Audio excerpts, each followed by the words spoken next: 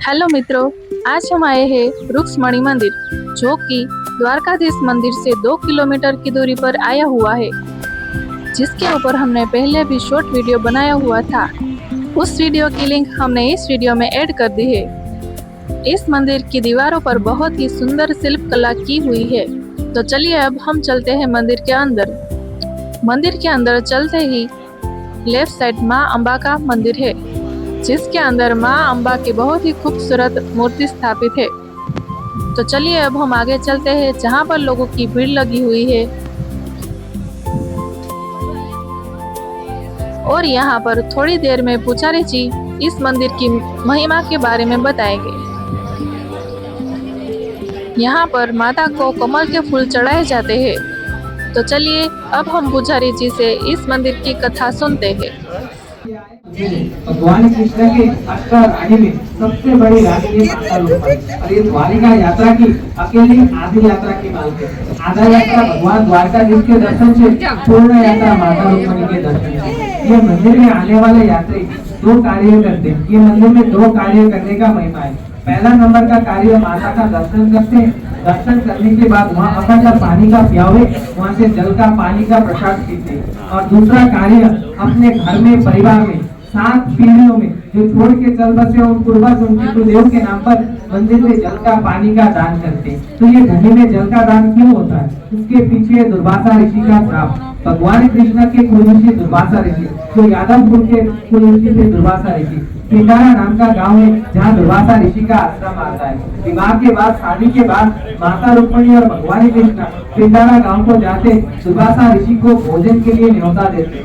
ऋषि आए, लेकिन एक शर्त पे, जिस रथ में बैठे दुर्वासा ऋषि आएंगे उस रथ में जो अश्व यानी कि घोड़े लगे, उस अश्व के जगह पे माता रुक्मणी और भगवान कृष्ण दोनों रथ को खींचे तो ऋषि आएंगे। ऋषि की आज्ञा अनुसार माता रुक्मणी और भगवान कृष्ण दोनों रथ को खींचते हुए दुर्वासा ऋषि को अपने रथ में बिठाकर द्वारिका ला रहे थे। आधा मार्ग आने पर माता रुक्मणी को पानी की प्यास लगी। भगवान कृष्ण ने अपना दाहिना पैर का अंगूठा भूमि में दबाए, चरण में से गंगा जी को प्राकृतिक किए, जिसे हम चरण गंगा भी कहते हैं। और दुर्वासा ऋषि को पूछे बगैर बिना आज्ञा जल पिए, पानी पिए। इसी कारण क्रोध के आवेश में आकर दुर्वासा ऋषि भगवान कृष्ण और माता रुक्मणी के बीच 2 श्राप देते हैं। पहला श्राप, भगवान कृष्ण और माता रुक्मणी 12 साल सड़क रहेंगे, वियोग में रहेंगे। और उस 12 साल के वियोग में माता रुक्मणी ने इसी जगह पे बैठ के तपस्या की थी। इसी कारण ये मंदिर भगवान द्वारिकाधीश के मंदिर से अलग ये गाँव पे बसा हुआ है। और दूसरा श्राप ये दिए कि हे द्वारिकाधीश,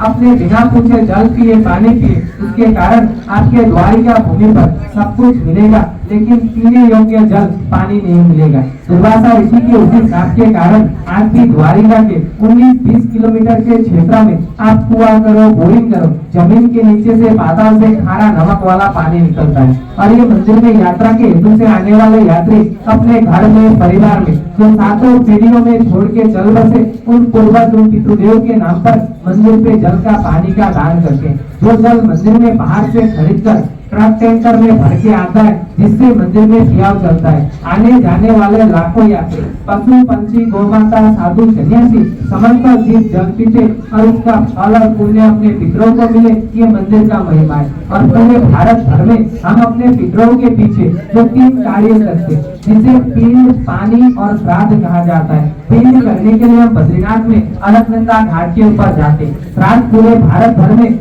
बिहार के अंदर गया जी, जहाँ सर्व पितरों का श्राद्ध होता है। और पानी अपने पितरों के नाम पर दान के लिए मोक्ष द्वारिका धाम माता रुक्मणी के मंदिर, जहाँ दुर्वासा ऋषि के श्राप के कारण जल का पानी का दान करते। कोई यात्री चाहे गाँव में जो सुबह से लेकर रात तक पानी पीए, एक दिन के निमित्त 1 टैंकर जल अपने परिवार की ओर से पितरों के नाम पर मंदिर में दान करे, उसका लगे 1000 रुपए। उतना ना बन सके, कोई आधा दिन के निमित्त अपने परिवार की ओर से पितरों के नाम पर आधा टैंकर जल का भेंट करे, उसका लगे 500 रुपए। कोई आधा दिन, पूरा दिन ना कर सके, 8 दिन के 21 जला जल अपने पूर्वज पितरों के नाम पर मंदिर में भेंट करे, उसका लगे 200 रुपए। दर्शन के बाद मन हो हर जगह अपने लिए देते आए, लगाते आए।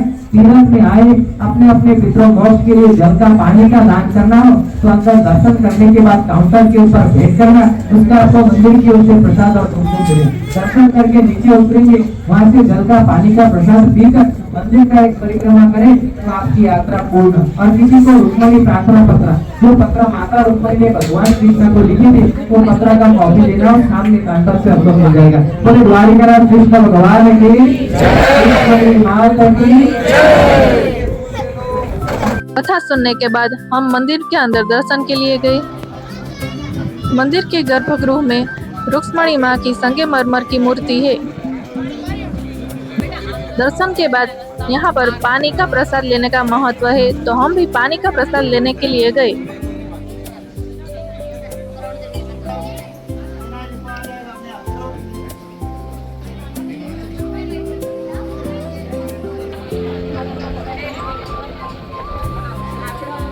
पानी का प्रसाद लेने के बाद यहाँ पर एक हनुमान जी का मंदिर है, जहाँ पर हमने दर्शन किए।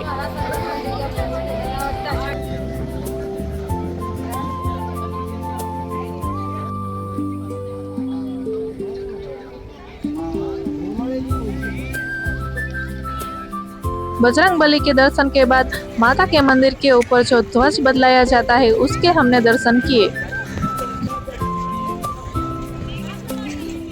इस प्रकार हमारे इस मंदिर की यात्रा खत्म होती है। तो आप भी यहाँ आइए, माँ के दर्शन कीजिए। और हमारे द्वारका दर्शन के नेक्स्ट वीडियो के लिए हमारे चैनल को लाइक, सब्सक्राइब और शेयर करें।